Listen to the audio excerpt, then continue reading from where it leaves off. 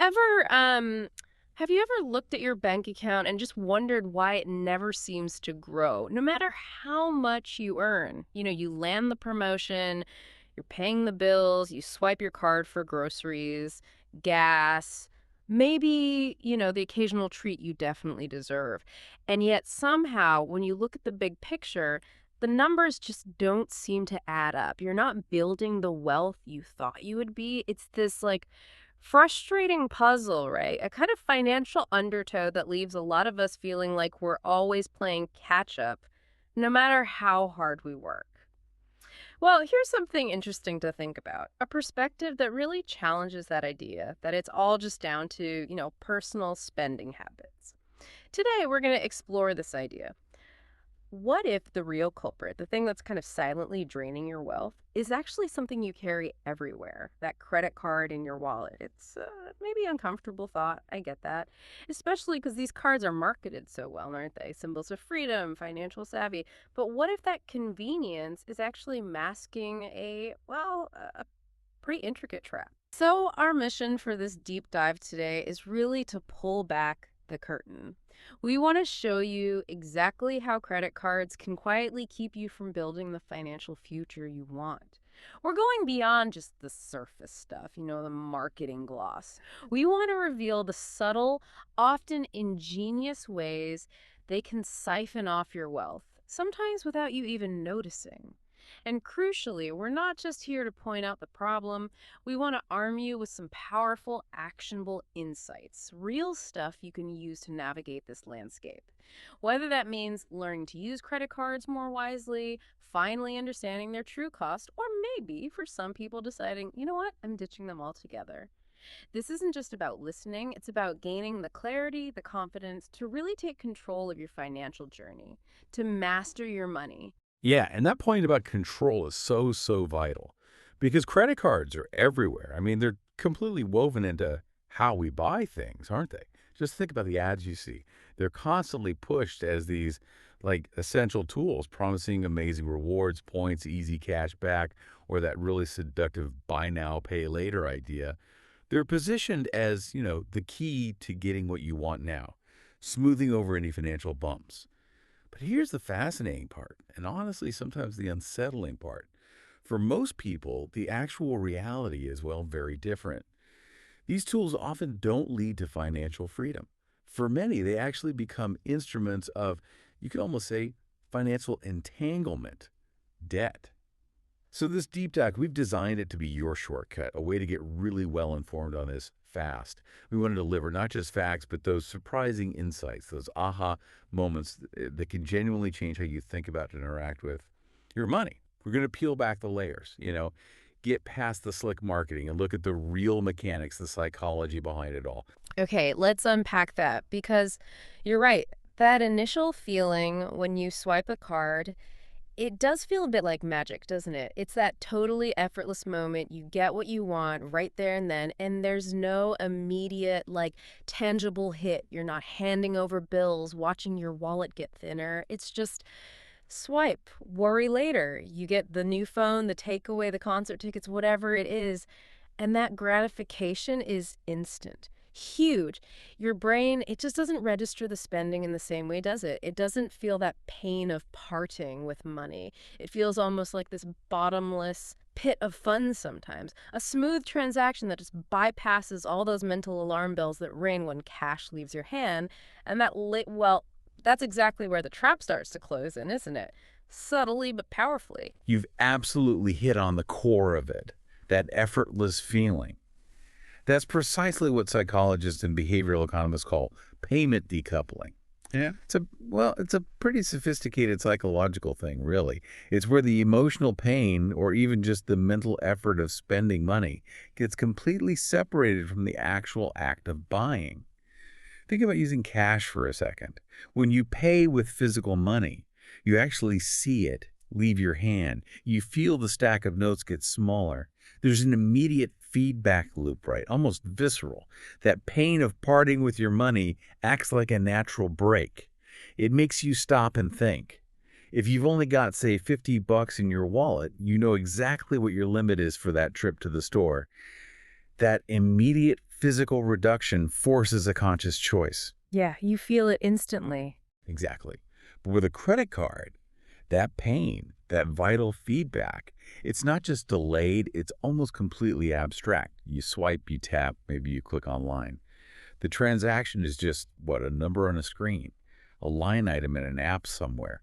There's no physical loss right then and there that your brain can easily latch onto. Yeah. And this decoupling, this clever separation of spending from consequence, makes every purchase feel way less significant in the moment.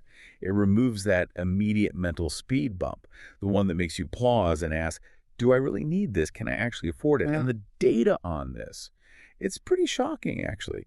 Study after study shows that people tend to spend, get this, up to 83% more when they use cards compared to cash. 83%. Wow. 83%. Think about that. You walk into a store with $100 cash, planning to spend that 100. You probably spend close to that 100. But you walk in with a credit card, maybe with the same mental budget of $100. You could easily walk out having spent $183. Yeah. All because that friction, that little bit of pain, was completely removed. It's not a tiny nudge. It's a huge jump in spending, often happening without you even consciously realizing it. It's a powerful driver of overspending. That 83% figure is just staggering because you see exactly how that plays out in real life, day to day. Instead of, like you said, consciously weighing each purchase against a shrinking pile of cash, feeling that immediate pinch and maybe adjusting, you just fall into this pattern of overspending. And the critical part is often without realizing how much it's adding up. It's so insidious. Maybe you grab that extra coffee, the fancy one, or you order takeout one more night because you're tired, it's easy. Or that outfit's on sale, looks good. Each little swipe feels totally painless, right? Insignificant. It doesn't ring the same alarm bells as handing over actual cash. So you just keep swiping. The extra latte, the impulse buy online, that subscription you totally forgot about. Individually, they seem fine. But because that pain is always pushed off, they accumulate incredibly fast, silently eating away at your financial position without you feeling that immediate hit.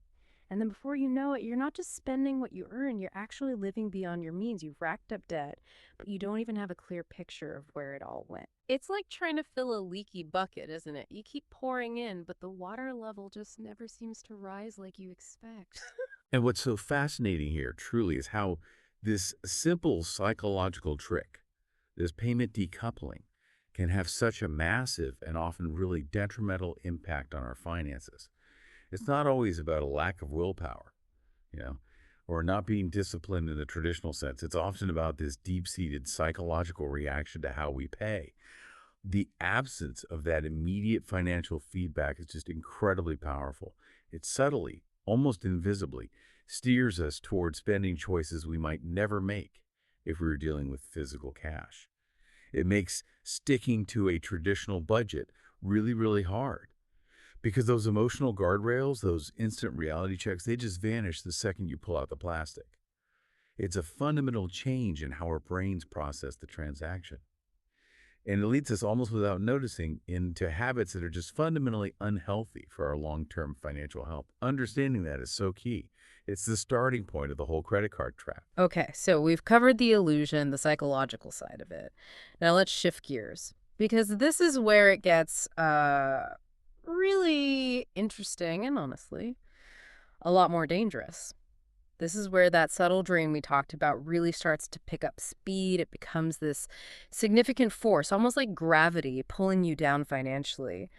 We need to talk about the insidious interest trap, that hidden compounding cost of carrying a balance, which is, let's be honest, exactly what credit card companies are designed to encourage you to do. It's how they make their money. Right. Let's break down the actual mechanics here with a really concrete example, because the numbers can be, well, pretty jaw-dropping when you see them laid out. Imagine you've got a $1,000 balance on a credit card. Maybe it was for one big thing you thought you'd pay off quickly, or maybe it just slowly built up from all those smaller, painless swipes we were just talking about. Yeah, happens easily. It really does. Now, most credit cards, especially if you have decent credit, might have an annual percentage rate, an APR, of around, say, 20%. And frankly, for a lot of people, it can be much higher than that, especially with store cards or if your credit isn't perfect. 20% is pretty standard, though, right? It's a common benchmark, yeah. Now, here's the part that really opens your eyes. The minimum payment. If you, like so many people trying to make ends meet, only pay the minimum each month, which is usually just a tiny percentage, like 2% or 2% of your balance, plus the interest, do you have any idea how long it actually takes to clear that $1,000? I dread to think. A year, maybe 2. Not even close. It takes almost 5 full years. 5 years for $1,000. Almost 5 years. We're talking nearly 60 months. And here's the kicker, the part that really shows the trap. Over those 5 years, paying only the minimum, you'll end up paying an extra $600 just in interest. Wow, so you pay $1,600 for something that cost $1,000. It's exactly. An extra 60% of the original price completely vanished. Money you literally gave away for nothing. Think what that $600 could have done. Start an emergency fund, a decent chunk towards retirement, a weekend trip. Instead, poof, gone to the bank. And just to put that in perspective, if you paid just, say, $30 above the minimum each month on that same $1,000, you could pay it off in less than a year and save yourself over $500 in interest. Yeah. The difference is massive. And that's the crucial thing to grasp, isn't it? This isn't an accident. It's the strategy. Credit card companies aren't charities offering a convenient service. Their whole business model, their massive profits, depend entirely on people carrying balances. They absolutely do not want you paying off your card in full every month. If everyone did that, their main revenue stream from interest would just dry up. They want you stuck paying the minimum, because that's the mechanism that keeps you indebted, ideally, forever from their perspective. The whole system is engineered to just bleed you slowly, incrementally, month after month. It's this constant, quiet siphon on your income, diverting your money away from your goals and straight into their profits. That $600 example isn't just a one-off. Imagine that across multiple cards or higher balances. It turns manageable debt into this long-term burden that feels impossible to shake. That's exactly why it feels like a financial treadmill. You're putting the work, right? Running hard, making those payments every single month, watching the money go out. But you just never seem to actually get anywhere. The principal balance barely moves, or sometimes, if you're still spending, it might even go up. All while those interest charges eat up most of your payment. It's soul-destroying. Yeah. It really is. You feel the effort. You feel the sacrifice of not doing other things with that money.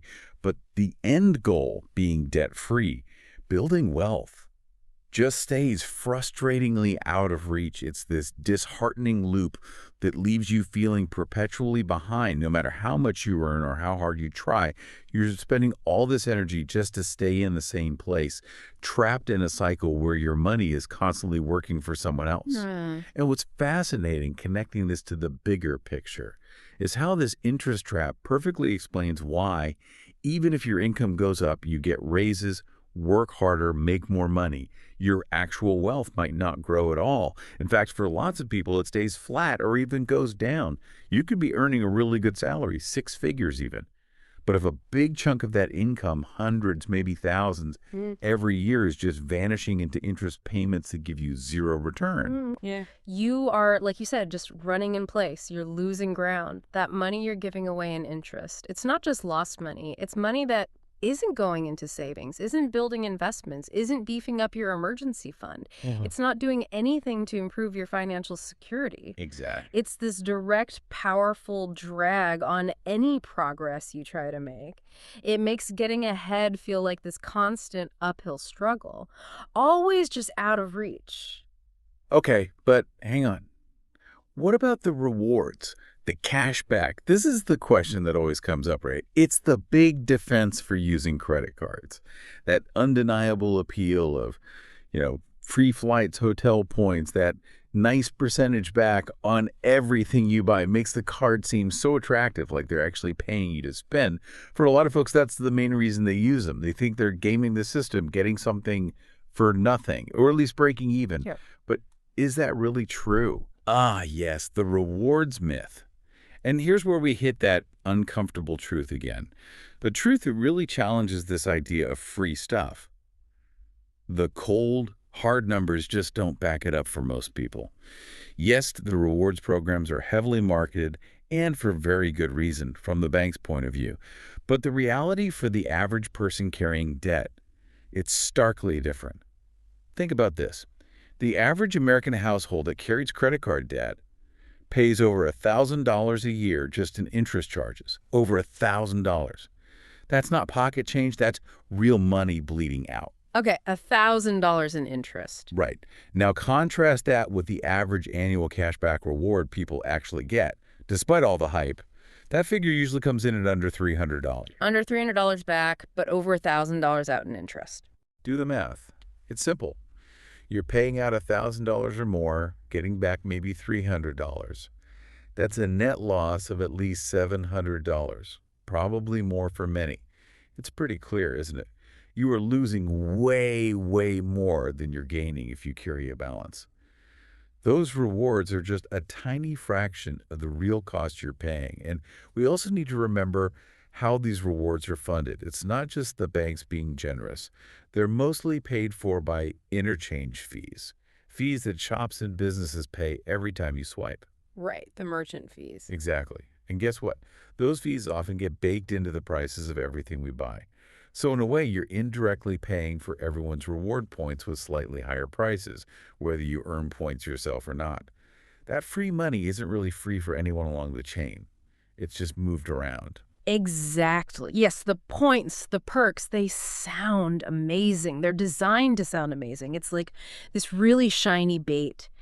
The fish that's us, the consumer, sees the tasty worm, the promise of a free flight, a free hotel.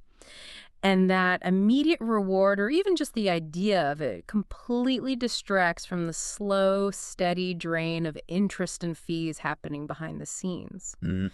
You get totally focused on the supposed freebie, and you ignore the hook. You ignore the clever ways they're making you pay for it, often many times over, with your own money. It's a brilliant psychological distraction, isn't it? Designed to keep you hooked on the card, keep you spending, even when it's totally against your own financial interests. It's a classic case of perceived value masking the true cost. Yeah. And this is precisely why we have to be crystal clear. You are not getting free vacations. You are paying for them.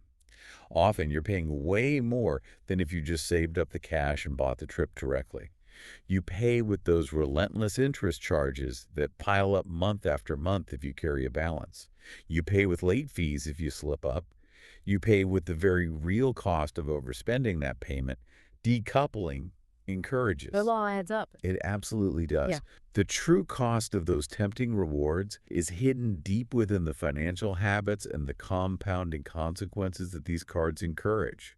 The rewards are a powerful lure, no doubt, but they are funded entirely by the bank's overall revenue that comes mostly from consumers who, sadly, don't pay off their balances in full every month. It's a hugely profitable system for the banks, built on the pretty safe bet that a lot of customers will eventually fall into these traps. And let's not even forget for a second that interest is just one piece of the puzzle here. It's not the only way they get you. Beyond the compounding interest, there's this whole minefield of hidden fees and penalties, things that can quickly turn that initial convenience into something incredibly expensive. It really feels like a never-ending list sometimes.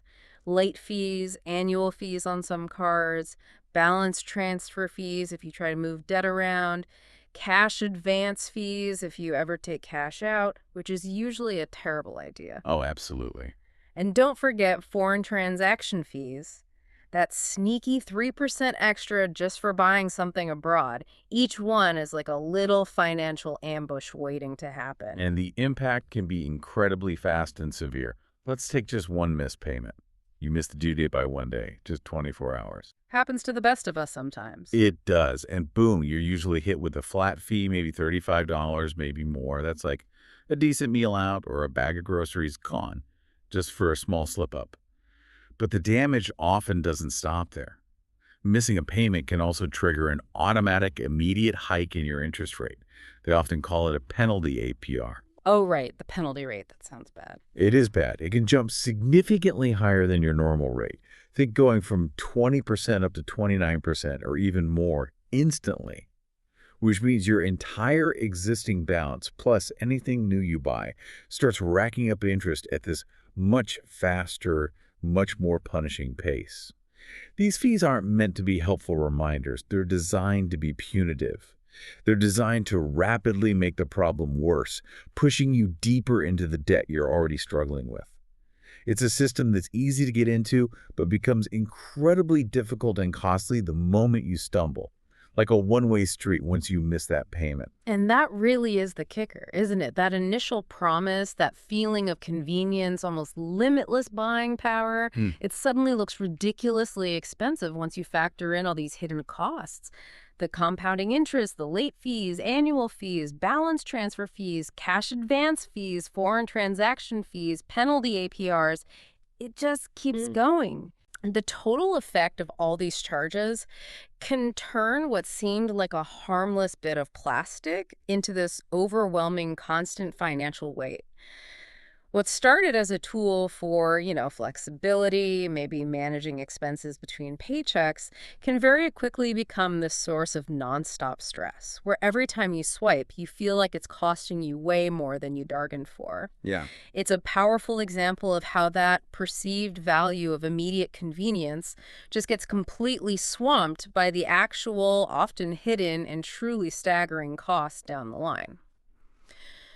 Okay, let's tie all these threads together now, because this is where the full picture of the debt spiral really comes into focus, and it's frankly terrifying.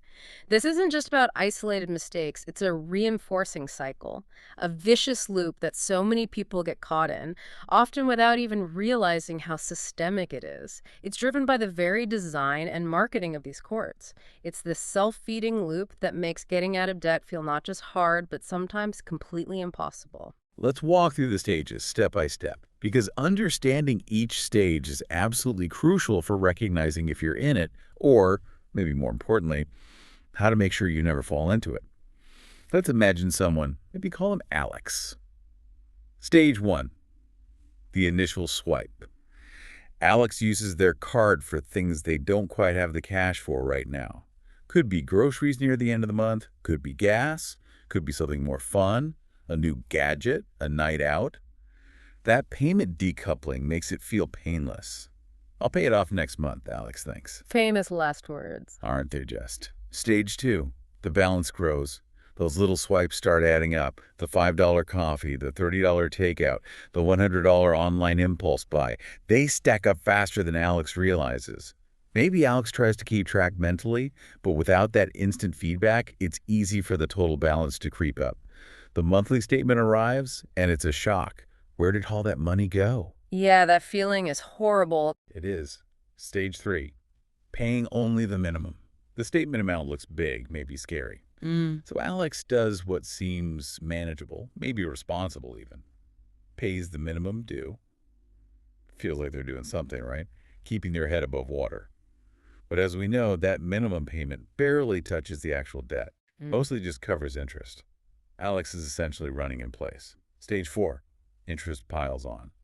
Because only the minimum is being paid, most of the balance stays there. And that 20% interest rate, or maybe even a higher penalty rate now, starts working its destructive magic, compounding relentlessly.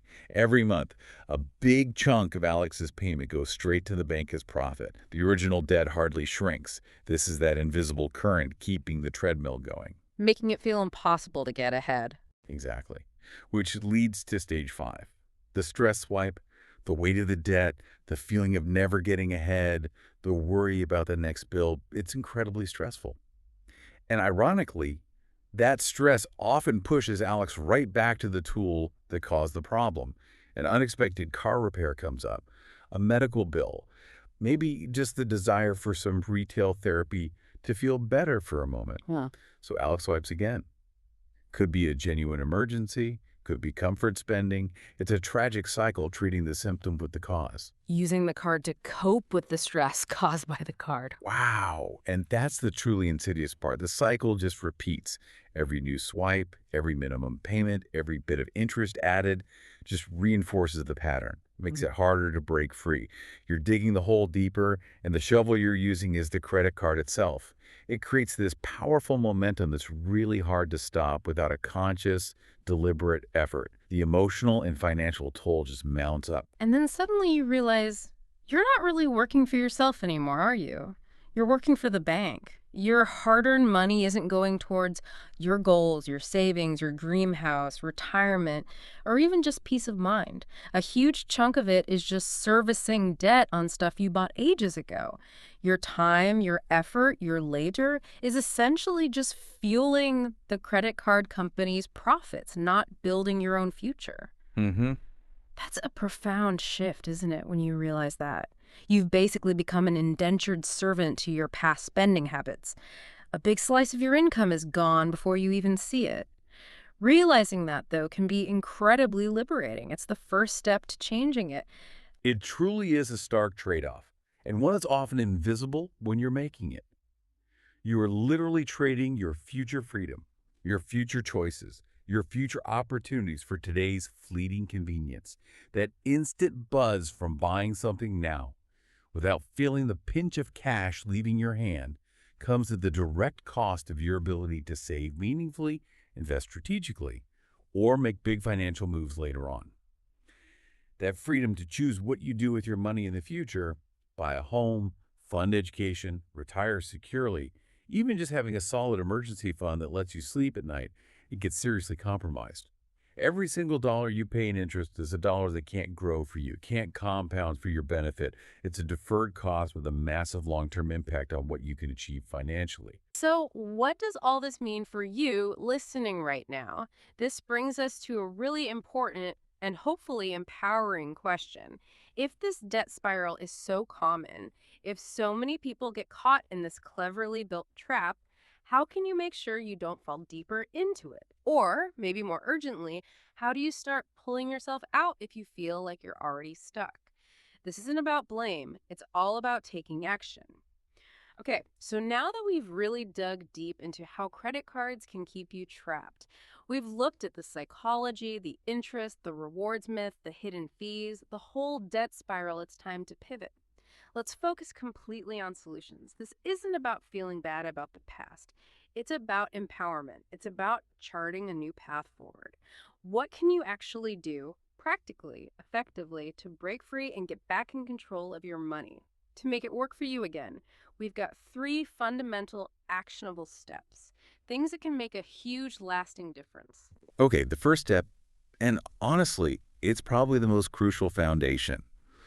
Stop using credit cards for everyday expenses. Now, for some people, that might sound pretty drastic, maybe even inconvenient at first. But it is absolutely fundamental if you want to break that cycle of unconscious overspending we talked about. Just cut them off for the day-to-day stuff. For the day-to-day stuff, yes. Make a conscious choice. Use your debit card, or even better, use physical cash for groceries, gas, eating out, coffee, all those smaller routine purchases, the ones that are so easy to just swipe for without thinking. The reason this works goes right back to that immediate feedback. When you use cash or a debit, if the money isn't actually in your account, you simply can't spend it. Full stop. Creates a hard limit. An undeniable hard limit. It automatically enforces a budget in real time. You literally see your bank balance go down, or you feel the cash leave your hand. That immediate consequence forces you to be mindful. It creates that direct, sometimes uncomfortable link between buying something and having less money, which is the exact opposite of what credit cards do. It's incredibly powerful for stopping that unconscious drift into overspending. You could even try something like the envelope system for categories like groceries or entertainment. Put a set amount of cash in an envelope each week or month. When it's empty, that's it until the next period. It's old school, but it works because it forces that immediate awareness. Okay, stop using them for everyday things. Makes sense. What's step 2? Step 2 is to aggressively attack your balances. This means getting serious about paying down any existing credit card debt. We're not talking about minimum payments anymore. You need to commit to paying more than the minimum, significantly more, if you can possibly swing it. Every single extra dollar you throw at it goes straight to the principal. That slashes the total interest you pay and gets you out of debt much, much faster. Right, pay it down faster. Are there specific ways to do that? Yes, there are two main, very effective strategies. You can pick the one that feels right for you, your finances, and even your personality. The first is often called the debt avalanche. With this method, you focus all your extra firepower on the card with the highest interest rate first. Pay the minimum on everything else, but every spare cent goes to that highest APR card. Why the highest interest first? Because mathematically, that saves you the most money in the long run. You're tackling the most expensive debt first, minimizing the total interest you pay over time. Once that high interest card is gone, you take all the money you were paying on it, minimum plus the extra, and throw it at the card with the next highest interest rate. It creates this powerful, well, avalanche effect. Okay, avalanche method. Got it. What's the other one? The other popular strategy is the debt snowball. This one prioritizes quick wins and motivation. With a snowball, you again pay the minimum on all cards except the one with the smallest balance, regardless of the interest rate. You attack that smallest balance with everything you've got. Pay it off as fast as possible. Once it's gone, and trust me, that feels amazing, you take the money you are paying on that card and add it to the payment for the next smallest balance. So you build momentum. Exactly. You build momentum. You get these quick psychological victories early on, which can be incredibly motivating and help you stick with it, especially if you find it easy to get discouraged. You might pay slightly more interest overall compared to the avalanche, but if it keeps you going, it's often the better choice for many people. The key, whichever method you choose, is consistency and aggression. Pay more than the minimum, use online calculators that can really help visualize the impact of extra payments and keep you fired up. Okay, attack the balances. Avalanche or snowball? Makes sense. What's the third step? The third step is absolutely vital, but often overlooked. Build an emergency fund. This is your defense against falling back into debt. The hard truth is, so many people end up relying on credit cards when unexpected things happen precisely because they have no savings buffer. Right, the car breaks down, the boiler goes. Exactly. An unexpected $800 car repair, a $500 medical bill, even just reduced hours at work for a month. These common life events can instantly throw someone back into credit card debt if there's no cash reserve. The credit card feels like the only option, and boom, you're right back in the cycle you were trying to escape. So how much do you need? Does it have to be huge? No, the goal isn't to save a massive amount overnight. That can feel overwhelming. It's about starting small and being consistent. Even just saving up $500 can be enough to cover many common smaller emergencies and keep you from reaching for the plastic. That initial $500 is like a crucial first wall of defense, a safety net. It stops that knee-jerk reaction to use the card when something pops up. Once you have that $500 buffer, then you can focus on building it further. Aim for 1 month's essential living expenses, then 3 months, eventually maybe 6 months. This creates a really strong financial firewall. It gives you genuine peace of mind and the resilience to handle life's bumps without getting derailed back into debt. Think of it as your ultimate anti-debt insurance policy. That's incredibly powerful. Because when you put those 3 steps together, stop the daily swiping, attack the debt, build the emergency fund, you start to see a path to a life where your money is really, truly yours. Just imagine that for a second. A life where you're not constantly juggling bills, worrying about interest, dreading the next unexpected expense that pushes you back. Imagine a life where your financial future is actually in your hands, dictated by your choices, your hard work, not by the bank's algorithms. It's more than just paying off debt.